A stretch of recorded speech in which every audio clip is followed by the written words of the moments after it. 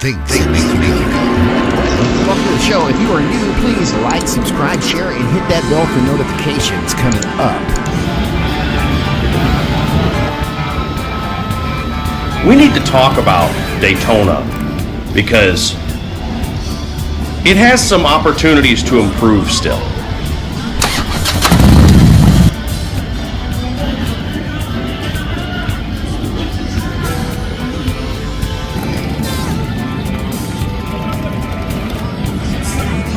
I've said before in videos, and you've seen me say, that Sturgis is better, that Leesburg is better. Still feel the same way. I like Daytona more now than I used to, but that's really just because I have a lot of friends that go and a lot of stuff I like to see, and so I enjoy Daytona more than when I first started going because I like to see my pals, and I like to go to bike shows, and it is a good party. Right? So, Daytona is better to me than it used to be, but it still kind of sucks in some ways that I think can improve, and it's really, well, some things. Yeah, anyway, let's just go through them. I didn't write a list. I didn't think about this. I don't think about much. I thought we'd just sort of throw out some stuff that I think, for me, are some real opportunities to improve the Daytona Rally. First off, there's nothing you can do about this. This is something to recognize. Daytona is a big city. I mean, it doesn't have any towering skyscrapers like Miami or anything, but it's a big city, so it doesn't stop for the rally. I feel like it's kind of the only rally they just throw in a major metropolitan area. Sturgis is a small town, right? And the locals there know to pack it in, stay off the streets. Maybe they rent their houses out and they go on vacation, whatever, and they let us take over the entire Sturgis 200 square mile area, and it's all about the rally, and they're super supportive of the rally. A lot of money goes in the area from the rally. They love us. Sturgis locals love us. It's not really a problem.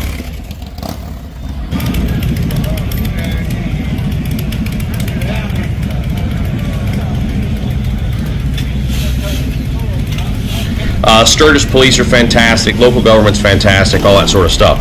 Daytona's a pretty big town still, and I kind of feel like they don't want us, the locals don't. So there's this, like, I have my hand holding the camera, so it's supposed to be punching, anyway.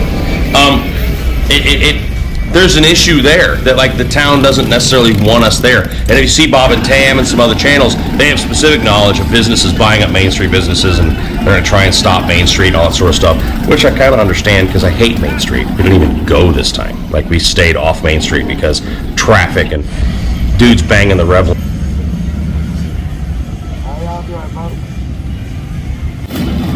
Size Z9 Fiber X 600s.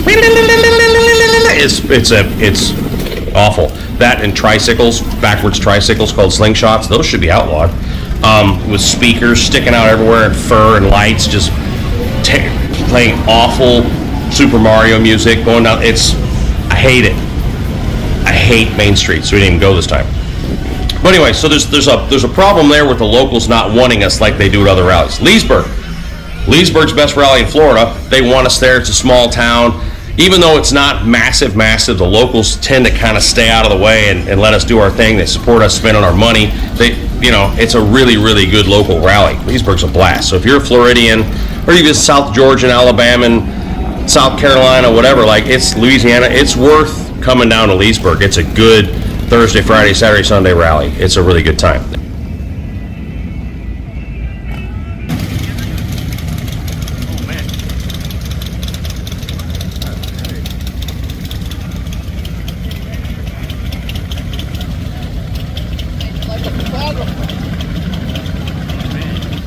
That is the most insane bike I've ever seen. That's crazy. Anyway, next major topic. Wow. Traffic. Now, I don't know what can be done about this because I am not smart, period, much less one to tell you how to manage the flow of 500,000 people. I don't know how many people go to Daytona, but there's a lot.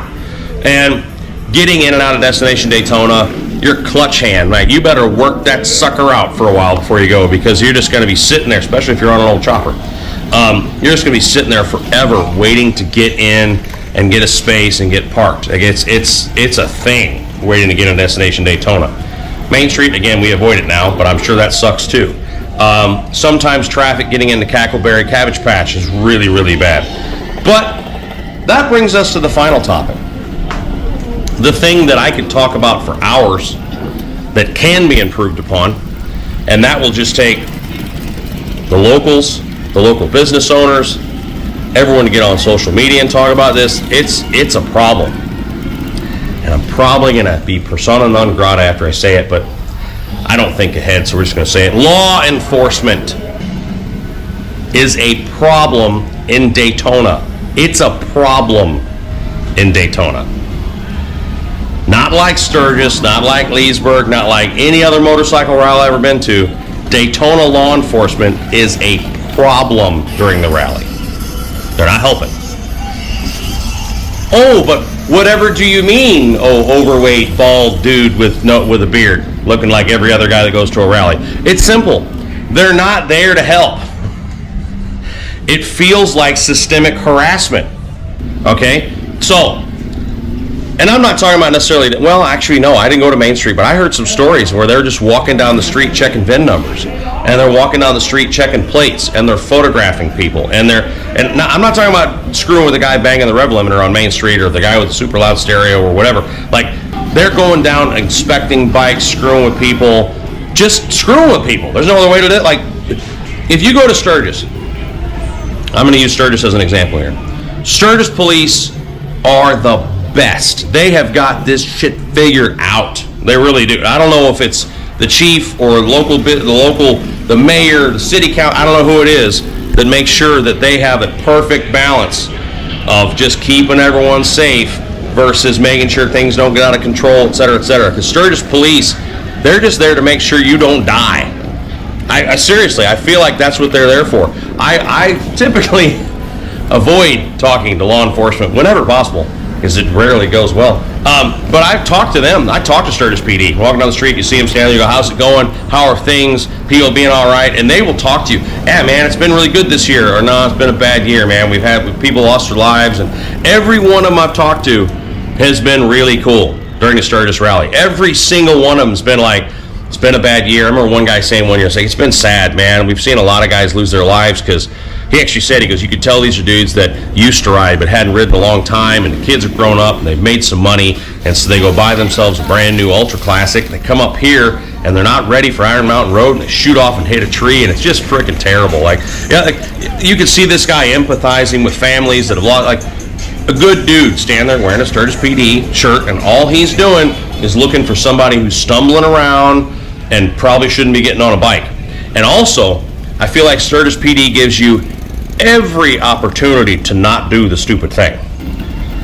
I don't feel like they're walking around going, I want to lock that guy up, I want to lock that guy up. I feel like they're walking around going, hey, how do I keep this guy from going to the clink? Like, I've seen them. I have seen the conversation where they'll say to a guy, hey, why don't you pour that beer out and go sit down for a little bit? Like, why don't you just, like, why don't you chill? I don't want to have to talk to you later, and I don't want to have to put wristbands on you later either. Like, go sit down, chill out. Well, like, your bike will be here. Like, now, yes, they're going to pull it if it's there at 2 a.m, but I feel like their job really is to stop you from dying and keep you out of jail. I've seen the conversations, and if you ever watched the Sturgis PD special where, like, it was like cops but only in Sturgis, I haven't laughed so hard in my life is when they found these guys, big old musclehead, roid-head dudes who started a fight at One-Eyed Jack's and got their asses kicked.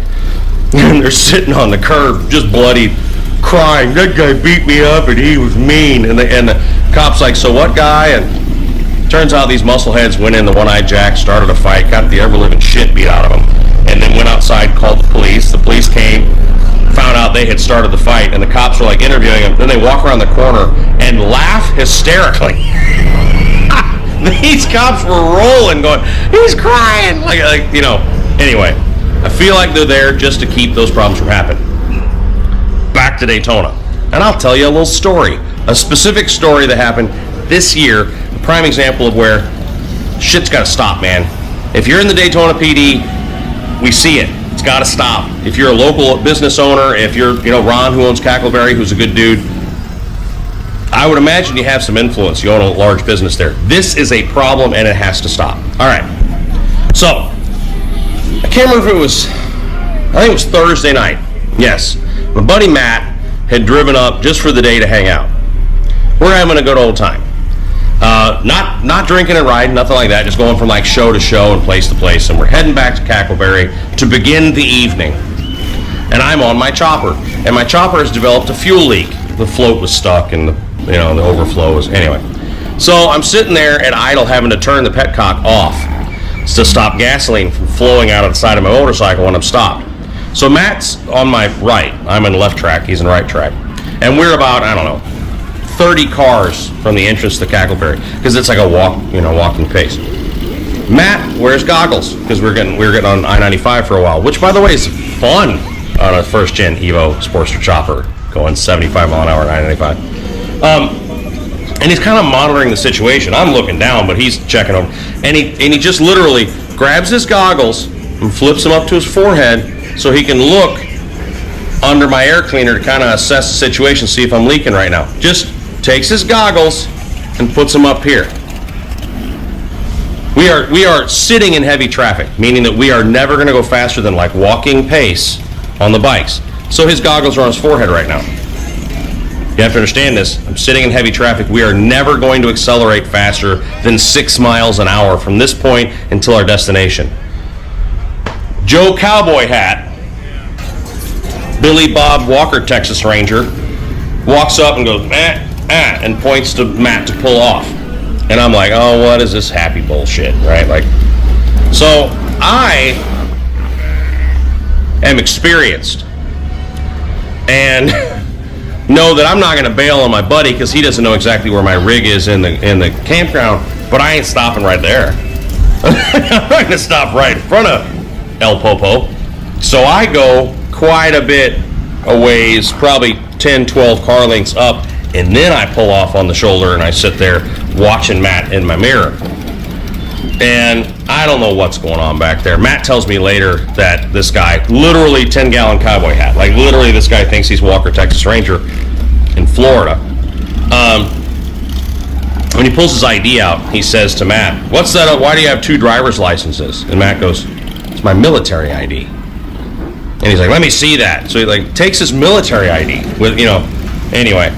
So we're sitting there, and I don't even see, I only have the one mirror on the left side, and I'm sitting there like, and all of a sudden I hear, howdy, like right here, I'm like, Jesus, Walker Texas Ranger, he walked all the way up, Starsky and Hutch, he walked all the way up from way back there just to screw with me. I didn't even get pulled over. Just to screw with me, Captain Cowboy Hat walks all the way up and says, howdy, do you have a headlight? And I'm like, it's the big shiny circle in the front of the motor. I mean, like, I didn't say that because that goes bad. But I'm like, yeah, like, dumbass, it's right there. Is it on? I'm like, well, the bike's turned off. I'm parked. These are all like, first off, this is not legal. What's happening right now is not legal. I'm sitting on the shoulder, my motorcycle turned off. Asking to verify my headlight is on is stupid. The bike's turned off. So why would you ask if my headlight is on? And I said, my headlight works. And then he says, do you have a front brake? He's standing, like the lever's right there. And I'm like, I just go, out. And I just point, yeah, there it is. All right, you have a good day, and walks away. What just happened was completely illegal. I'm sitting still on the shoulder, I'm not riding, and he decides to come up and do an impromptu inspection of my bike on the side of the road, in which I had the stuff he was worried about. It's a good thing he didn't ask about turn signals or a horn. I don't have those. And the little slip thing they gave Matt shows you have to have those. Don't have them. Anyway, so Walker Texas Ranger, he goes back to Matt, and then Matt pulls up behind me and we go in. And we talked about this for about 30 minutes because Matt's like, dude, I was in traffic. I wasn't going anywhere. I could not have gone fast enough to, he's like, I put it this way, I was going so slow I hadn't noticed my goggles weren't on my eyes. Like, we're just sitting still. And to pop somebody about popping their goggles up in walking traffic and then going up and screwing with somebody who you did not pull over, who's just sitting there, this is a problem. It's a serious problem, and it needs to be handled. So I challenge all the Daytona business owners and all of us that go to Daytona to start talking about this. Like, hey, it's not okay. It's not okay to screw with people. Your job is to keep us alive. It's to stop accidents, this, that, and the other. Your job is not to screw with people, and that's all they're doing. So, and just to set the stage again. Now, this is like 3 or 4 officers that sit on the side of the road on Tomoka Farms Road right before you get to the entrance of Cackleberry. Okay, and they just sit there and they just look at everyone as they go by, because you can't go faster than walking pace, and they just go you, and they're checking for front brake, and they're checking for headlight, and they're checking for whatever, and evidently if you put your sunglasses up your head, they pull you over for that, and then 3 more of them sit at the entrance of Cackleberry. And look, I get it, but what I would hope is that officers are sitting there looking for somebody who's too wobbly on their bike, maybe they had too much to drink, you don't want them to get hurt, you don't want them to get killed, this, that, and the other. Don't screw with people. It's not cool. Anyway, so let me know what you think. I just maybe pissed off a whole lot of people that are like, the police should be able to screw with whoever they want. No, they shouldn't. Okay? Comment down below what you think. Say what you think. Hit the thumbs up. Subscribe, all that. Unsubscribe if I just pissed you off. Whatever. So, love you all to death. Take care of each other out there. We'll talk real soon.